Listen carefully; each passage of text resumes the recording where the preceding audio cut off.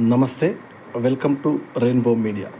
మేడ్చల్ నియోజకవర్గం పరిధిలోని షామీర్పేట మండలం, షామీర్పేట మరియు అలియాబాద్ గ్రామాల్లో వరి ధాన్యం కొనుగోలు కేంద్రాలను ఏర్పాటు చేశారు. సోమవారం ఈ కేంద్రాలను సందర్శించిన మాజీ మంత్రి, ఎమ్మెల్యే చామకూర మల్లారెడ్డి పూజా కార్యక్రమాలను నిర్వహించి తూకాలను ప్రారంభించారు. కొనుగోలు కేంద్రాల వద్ద అన్ని రకాల సౌకర్యాలను కల్పించి ధాన్యంతో వచ్చే రైతులకు ఇబ్బందులు కలగకుండా చూడాలని సిబ్బందికి సూచించారు. కొనుగోళ్ల విషయంలో కానీ, ధాన్యం తరలించే విషయంలో కానీ ఎటువంటి సమస్యలు ఎదురైనా తన దృష్టికి తీసుకువస్తే పరిష్కరిస్తారని ఈ సందర్భంగా ఆయన భరోసా ఇచ్చారు.